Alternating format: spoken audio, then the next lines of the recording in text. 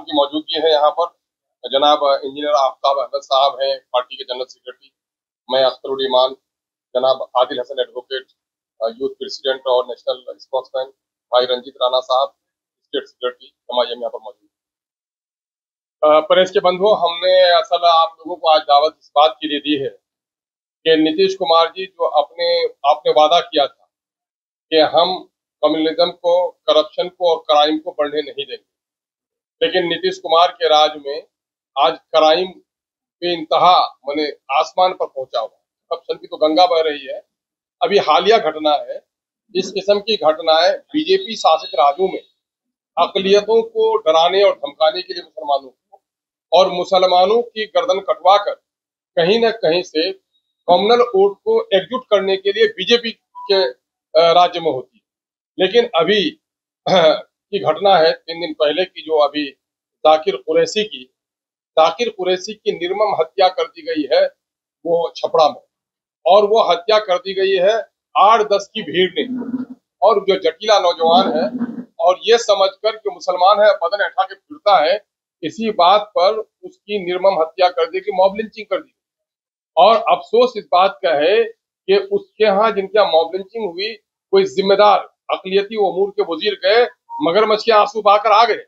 लेकिन मैं बिहार सरकार से पूछना चाहता हूं, जब नया बीएनएस में ये प्रावधान लाया गया है 103(2) लगेगा उस पर, जहां 5 आदमी से अधिक अगर किसी की को घेर कर मारता है, उसके जात और मजहब या दूसरी शनाख्त की बुनियाद पर मारा जाता है, वो मॉब लिंचिंग के जुम्मे में आता है।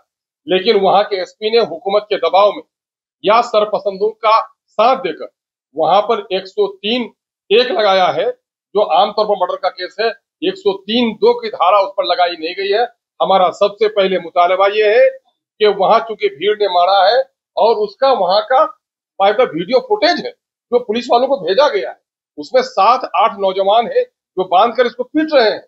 उसके बावजूद भी 103(2) का धारा उस पर नहीं लगाया जाना, ये कहीं न कहीं से सरकारी तौर पर मॉब लिंचर्स को कहीं न कहीं सपोर्ट करना है और अकलियती के लोगों को दबाना है। हम लोग का मुतालबा ये है 103(2) की धारा उस पर लगाई जाए, 50 लाख रुपए का मुआवजा उसके परिवार को दिया जाए, और जिन लोगों ने उसकी मॉब लिंचिंग की है उनको सजाए मौत दी जाए। और फौरी तौर पर वहां मामला ये है कि वजीर आला को जाना चाहिए। अरे वजीर आला, आपने कहा था मुख्यमंत्री जी, यह आपके कैरेक्टर की बुनियाद है कि आपने क्राइम को कंट्रोल को, कम्युनिज्म को बढ़ने नहीं देंगे। ये कम्युनिज्म भी है और ये बड़ा क्राइम है, और आप वहां तक अभी तक नहीं गए। आपका बड़ा पुलिस का ऑफिसर स्टेट लेवल का वहां पर कोई नहीं गया, और उल्टे वहां के चंद नौजवानों ने गांव मोहल्ले के, उनका नाम पता नहीं कौन लोगों ने सड़कों पे टायर जला दिया, तो उसकी बुनियाद पर आपने उन लोगों पर मुकदमा करके प्रशासन के लोग, उनको अनुमंडल पदाधिकारी उन लोगों को धमका रहे हैं। ये कहां से हो गया कि जिनके घर में कत्ल हुआ उन्हीं को धमकाने का काम कर रहे हैं? ये मामला ये है। दूसरा मामला ये है कि अपोजिशन का लीडर, जिनका वो गृह जिला है गोया, भले ही लालू जी गोपालगंज के हों, लेकिन लालू प्रसाद यादव जी का पूरा राजनीतिक सफर को जो तवानाई मिली है वो छपरा से मिली है। वहां आपकी बेटी इलेक्शन लड़ी है, वहां अब तक अपोजिशन लीडर के लोग नहीं गए। क्यों नहीं गए? जाना चाहिए उनको। हम लोग ये मुतालबा कर रहे हैं कि अपोजिशन के लीडर अपनी जिम्मेदारी को अदा करें, और मैं बीजेपी से मुतालबा करता हूं, मुख्यमंत्री से जिसे मुतालबा करता हूं, क्योंकि होम को आप देख रहे हैं 103(2) का दफा लगाकर उन तमाम सरपसंदों को आप जेल भिजवाएं और उन पर कत्ल का मुकदमा चले और ऐसे लोगों को फांसी की सजा दी। दूसरा मामला यह है कि पूरे बिहार में कहीं न कहीं अकलियतों को खौफजदा किया जा रहा है। अभी बेगूसराय के साहबपुर कमाल में एक सरपसंद है, वो गोलियां 50 फायरिंग उसने की। क्या कर रही है पुलिस? क्यों सरपसंदों के सामने में पुलिस ने घुटना टेक दिया है?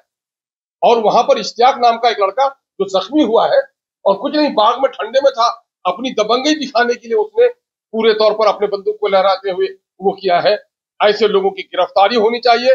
ये वाकया बिहार में क्यों हो रहा है? क्या अकलियतों का जानो माल, इज्जत, आबरू का तहफ्फुज हुकूमत करना चाहती है या नहीं करना चाहती है? क्या मुसलमानों का खून बहाकर आगे के इलेक्शन की तैयारी हुकूमत कर रही है?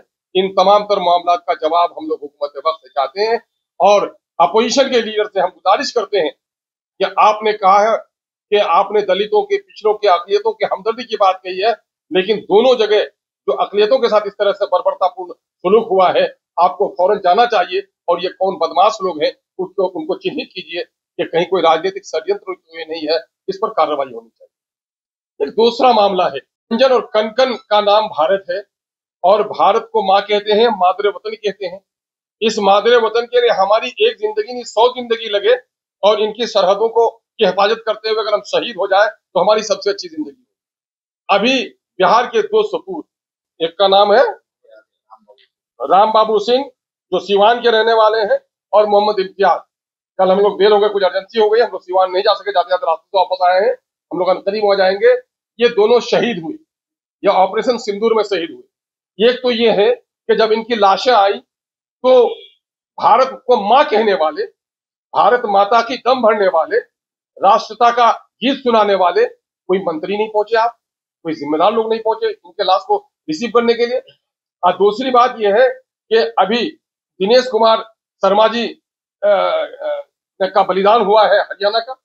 मुख्यमंत्री उनके गांव में गए और 4 करोड़ से भी अधिक की सहायता राशि उनके परिवार को देने का ऐलान किया गया।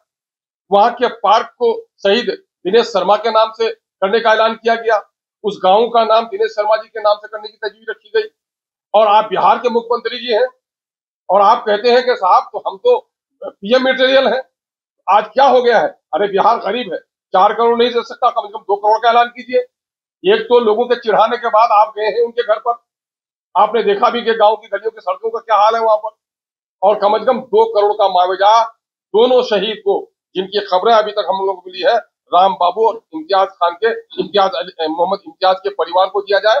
और अभी जो खबरें मिली है कल तक, नवादा और नालंदा के भी 2 नौजवान हमारे शहीद हुए, इनके परिवारों को भी 2-2 करोड़ का मुआवजा दिया जाए। और शहीद का दर्जा, अब राम बाबू के बारे में कह रहे हैं कि वो डाक ले जा रहे थे। अरे वार पीरियड में कोई भी करता था, अगर हमारे फौज का कोई जूता भी सीता था, मारा गया हो तो वो शहीद है। शहीद की कल्पना क्या? दुश्मन की गोली से मारा जाए तब शहीद, दुश्मन का मुकाबला करने के लिए अगर कोई पहाड़ में दब जाए वो शहीद नहीं है। ये सारे लोग शहीद हैं, ये सारे लोगों का बलिदान हुआ है। इन लोगों के नाम से वीर चक्र भी दिया जाए मरणोपरांत, और ये हम लोगों का मुतालबा है। और हम ये भी कहना चाहते हैं कि माननीय नीतीश कुमार जी बिहार को किधर ले जाना चाह रहे हैं? बिहार में आज मीडिया के जरिए से मुसलमानों के खिलाफ, उनके मजहब के खिलाफ मीडिया के जरिए से, खासकर सोशल मीडिया के जरिए से अभद्र किस्म की टिप्पणियां की जा रही हैं। और आपका साइबर सेल कहां सो गया है? इससे कम्युनल हेट्रेड बढ़ रहा है और इसी का नतीजा है जो कुछ अभी हमको देखने के लिए आया है छपरा में, जो कुछ देखने के लिए आया शाहपुर कमाल बेगूसराय में। ऐसे लोगों पर आपकी पुलिस कोई कार्रवाई नहीं करती। माइनॉरिटी का कोई नौजवान से अगर गलती हो जाए तो फौरन पुलिस उसका पीछा कर लेती है, लेकिन माइनॉरिटी अदर देन माइनॉरिटी के लोग अगर इस तरह का करते हैं तो आखिर उस पर क्यों कार्रवाई नहीं होती है? मैं माइनॉरिटी नॉन माइनॉरिटी की बात नहीं करता, मैं इस देश में रहने वाला हर नागरिक समान है। सब जहर पिएगा तो सब मरेगा, आग में हाथ डालेगा तो सबके हाथ जलेंगे। तो कानून का व्यवहार भी सबके साथ एक होना चाहिए। और जो ये कम्युनल हेट्रेड बढ़ा रहे हैं, जो यही असल बारूद डालते हैं, उसके बाद कोई इसमें माचिस लगाता है, तो आप तो बारूद फैलाने वाले को कुछ भी नहीं करते। इसलिए बिहार में अगर अमन अमान रहना चाहते हैं, ये महावीर की धरती है, ये बौद्ध की धरती है, ये सूफी मुनेर की धरती है। और बिहार हमेशा समाजवाद का नारा और शांति का नारा दिया है ना, जहां अशोक के शांति के स्तूप है अभी भी, और वहां इस तरह की नफरत फैलाई जा रही है, तो इस पर फौरन आप कार्रवाई करें। सोते हुए को जगाना हमारा जरूरी है। गाफिल है मुख्यमंत्री, उसको हम जगाना चाहते हैं कि गफलत से बेदार होइए, और बिहार को जलाकर खाक करना चाह रहे हैं। और आप अपनी राजनीतिक आखिरी पारी खेल रहे हैं। अंत भला तो सब भला, अगर अंत के दिनों में बिहार को आप नहीं बचा सके तो तारीख आपको सही लफ्जों से, सही शब्दों से कभी याद नहीं।